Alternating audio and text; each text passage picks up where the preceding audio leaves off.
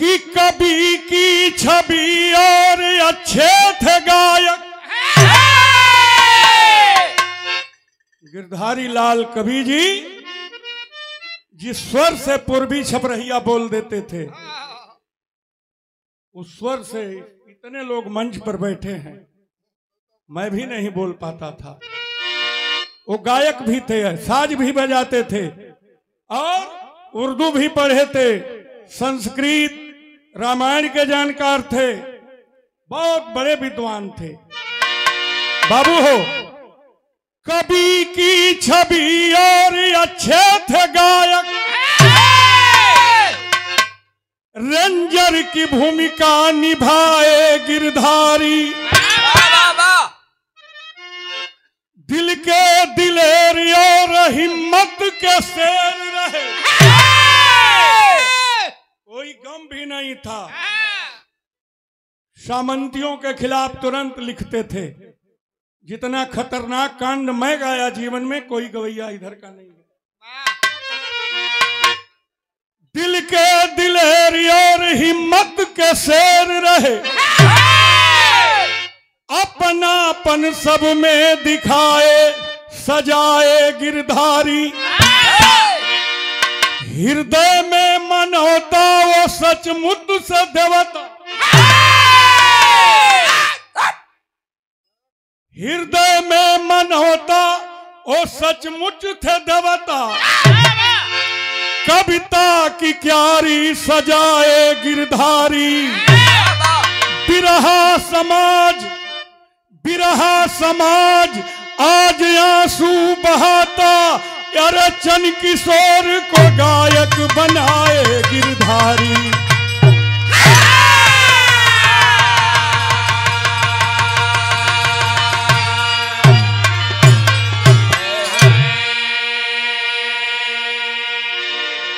बिरहा समाज, ये पूरा समाज आज आंसू बहाता, चन किशोर को गायक बनाए गिरधारी। मैं डॉक्टर साहब को खिलाया हूं, डॉक्टर अरुण कुमार मौर्य जी हमारा सम्मान कर रहे हैं, बहुत बड़ी बात है। कवि जी के होनहार सुपुत्र हैं, एक बार ताली डॉक्टर साहब के लिए। मऊ में मिल जाएंगे आपको।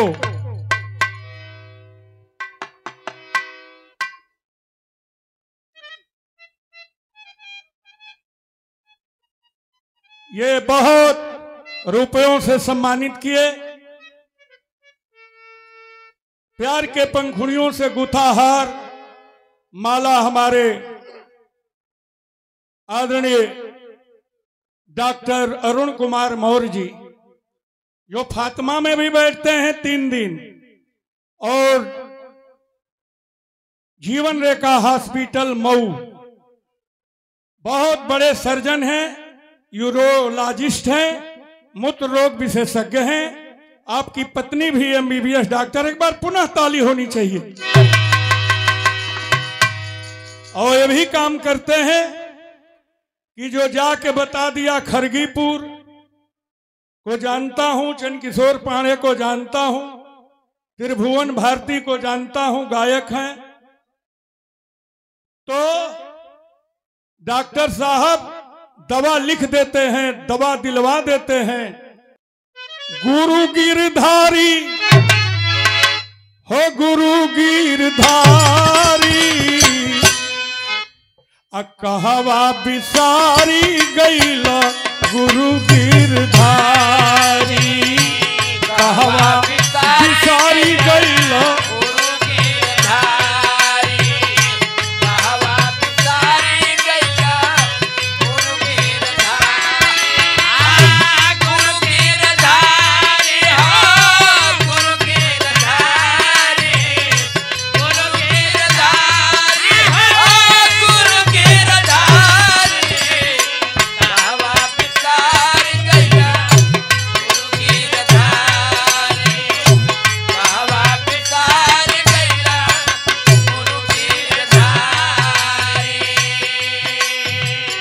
कवि जी के चाचा श्री मोती चंद मौर्य जी कलाकार हैं, वो भी सम्मानित किए 200 रुपए पुरस्कार दे करके। पहला लाइन बा,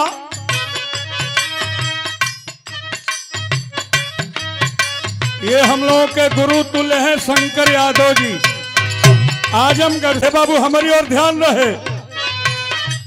होला परम पावन बड़ा, होला परम पावन बड़ा गुरु का चरनिया। होला परम पावन बड़ा गुरु के चरनिया। होला परम पावन बड़ा गुरु के चरनिया। जवनी चरनिया का करिला भजनिया। जवनी चरनिया का करिला भजनिया। जवनी चरनिया के करिला भजनिया। गुरु की वंदना ये आदरणीय गोरखनाथ कवि जी सम्मानित किए। गुरु की भजन जब करते हैं, गुरु का दर्जा भगवान का दर्जा होता है। दुविधा हृदय का दिली, दुविधा हृदय का दिली क्षण ही मिटारी। कहवा विसार गई गुरु गिरधारी। कहवा विसार गई गुरु गिरधारी। कहवा विसार गई गुरु गिरधारी। हाँ गुरु गिरधारी। हाँ गुरु गिरधारी। कहवा विसार गई गुरु गिरधारी।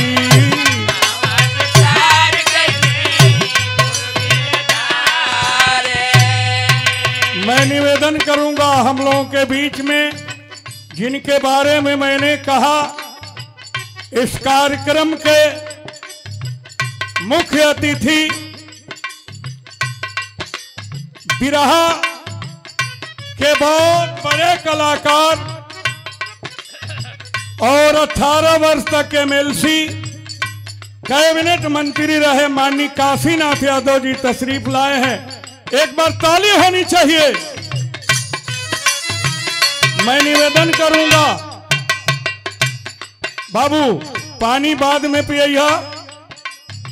माननीय एमएलसी साहब कवि जी के चित्र पर, चूंकि डॉक्टर साहब भी उनके सुपुत्र भी हैं, साथ आपके जाएंगे।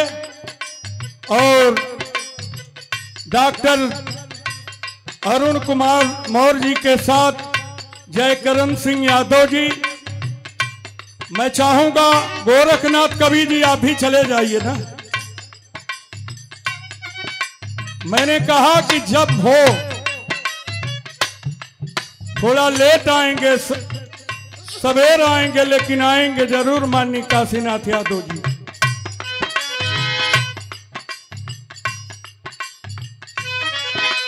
अब जितने टीम में लोग हैं सबको जलपान कराइए और एक बार पुनः ताली बजा करके स्वागत होना चाहिए एमएलसी साहब का। ऐसा नहीं है कि आजे आए हैं एमएलसी साहब। कवि जी के पिताजी जब गया गए थे, गया, उस समय माननीय काशीनाथ जी को बुलाया गया और दरवाजे पर बिरहा हुई थी, उधर पीछे कवि जी के। मैं कह रहा था, आरे गुरु गिरधारी हो, गुरु गिरधारी, कहवा बिसारी गई ला गुरु गिरधारी।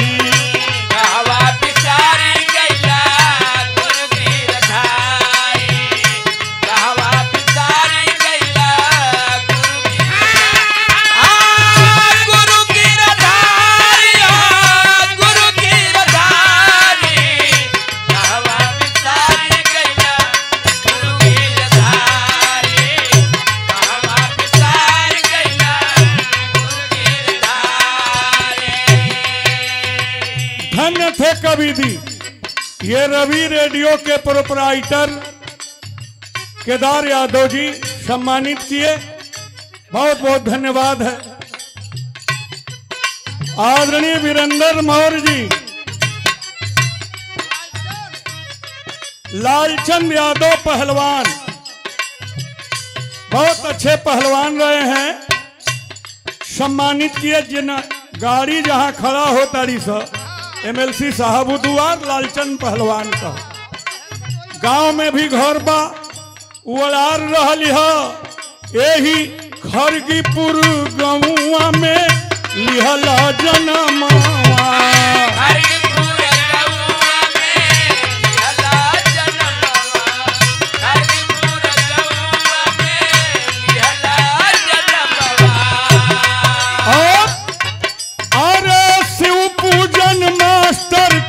छोटका ललनवा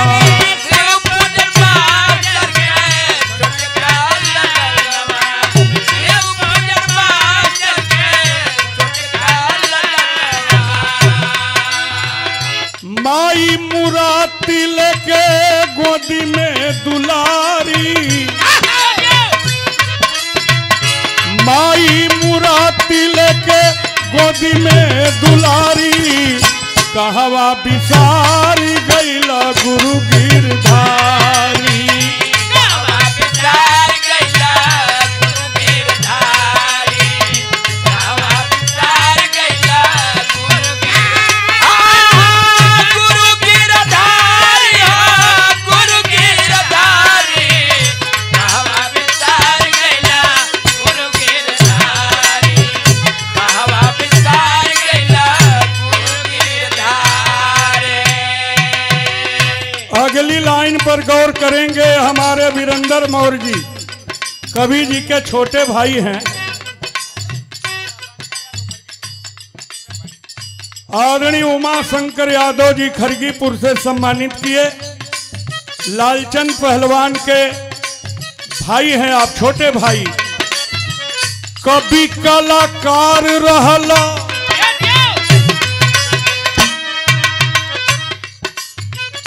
कभी कलाकार रहला, खुद अच्छा गायक। कभी कलाकार रहला, खुद अच्छा गायक। कभी कलाकार रहला, खुद अच्छा गायक।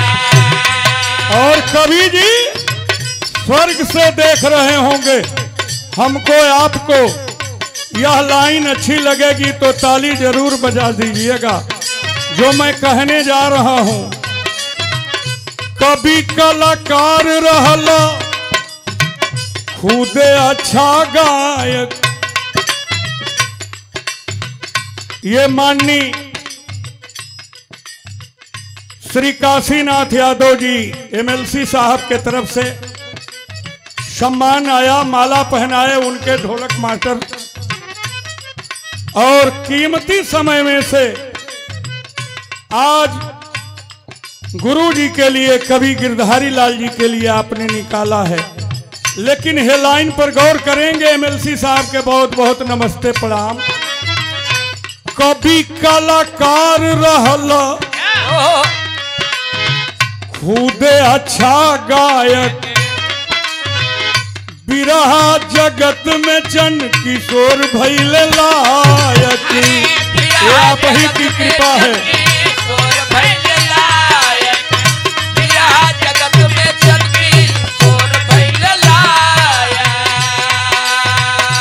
आपने चंद किशोर के लिए क्या नहीं किया। अरे अर्जुन का साथ जैसे दिहले मुरारी, अर्जुन का साथ जैसे दिहले मुरारी। कहवा बिसारी गैला गुरु गिरधारी, कहवा बिसारी गैला गुरु गिरधारी, कहवा बिसारी गैला गुरु गिरधारी। गुरु गिरधारी हो गुरु गिरधारी, कहवा बिसारी गैला गुरु गिरधारी, कहवा बिसारी गैला गुरु गिरधारी। उत्कृष्ट लेखनी का, उत्कृष्ट लेखनी का लोहा जग जानी।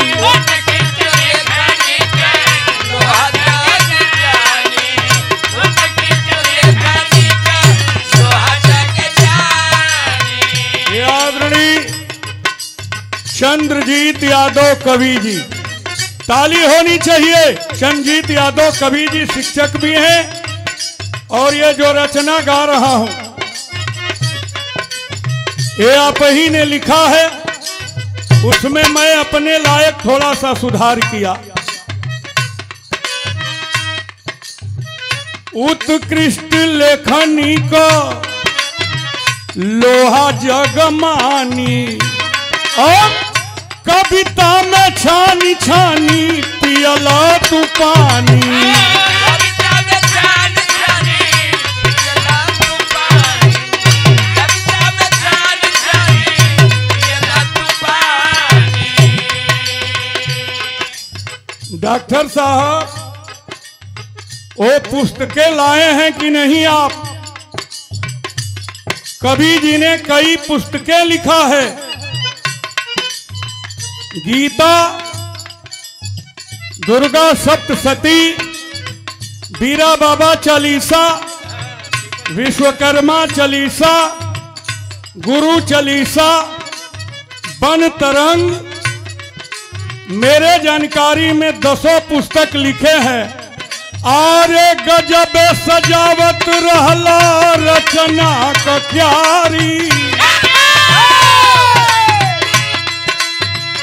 गजब सजावत रहला रचना का क्यारी। कहवा बिसारी गईला गुरु गिरधारी, कहवा बिसारी गईला गुरु गिरधारी, कहवा बिसारी गईला गुरु गिरधारी, गुरु गिरधारी, कहवा बिसारी गईला गुरु गिरधारी, कहवा बिसारी गईला गुरु गिरधारी। रमन गुरु घराने के कीर्तन के व्यास हैं अभिमन्यु जी, ये कीर्तन के गायक हैं। रमन गुरु घराने के बहुत बहुत धन्यवाद, बस सम्मानित किए। एक काम और किया एमएलसी साहब, कवि जी ने कौन काम किया? एक बहुत बढ़िया काम किए कवि जी। बेटा औरी बिटियन के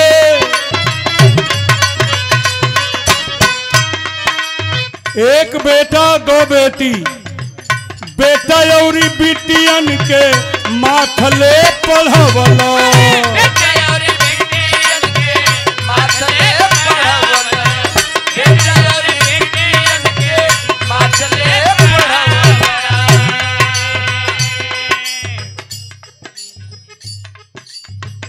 डॉक्टर एमबीबीएस, डॉक्टर एमबीबीएस औरी मास्टर बनवला, डॉक्टर एमबीबीएस औरी मास्टर बनवला, डॉक्टर एमबीबीएस औरी मास्टर बनवला। ए भैया कई गो किताब लिखला, अरे कई गो किताब लिखला रहला धर्मधारी। कहवा बिसारी गईला गुरु गिरधारी, कहवा बिसारी गईला गुरु गिरधारी, कहवा बिसारी गईला गुरु गिरधारी, गुरु गिरधारी, कहवा बिसारी गईला गुरु गिरधारी, कहवा बिसारी गईला गुरु गिरधारी। ये अंतिम लाइन है हमारे उमेश बिहारी, सम्मानित किए। ये कवि जी के चाचा के लड़के हैं सुरेश मौर्य जी, पहले ऑपरेटर थे जल निगम में और उसके बाद ये लोग ग्राम सेवक सेक्रेटरी जिसे कहा जाता है, वो पद है आपका, रिटायर हो गए हैं। कहना बा रमन बिहारी गुरु, ये पन्ना लाल जो ढोलक मास्टर हैं, ये गायक भी है। हमारे आदरणीय एमएलसी साहब के साथ आए हैं, इनके तरफ से इनाम आया है। ब्रजेश मौर्य जी देखें, आजमगढ़ से चल करके कवि जी के शिष्य हैं, ये डॉक्टर भी हैं, आजमगढ़ से चल करके आए हैं। एक बार ताली होनी चाहिए, अच्छे बिरहा के गायक भी हैं। एक बार उधर देख ला ब्रजेश,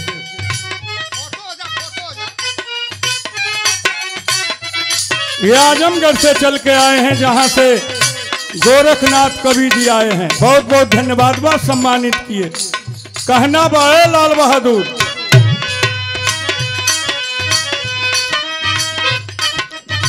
रमन बिहारी गुरु मनहूस दीनमा,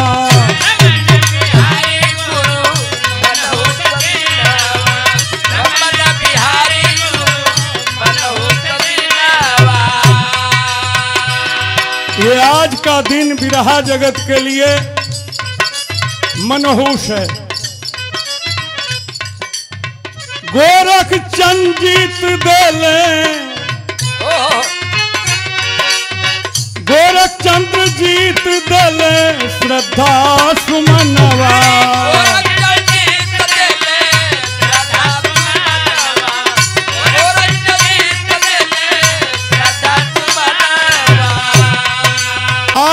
मंगल विश्वनाथ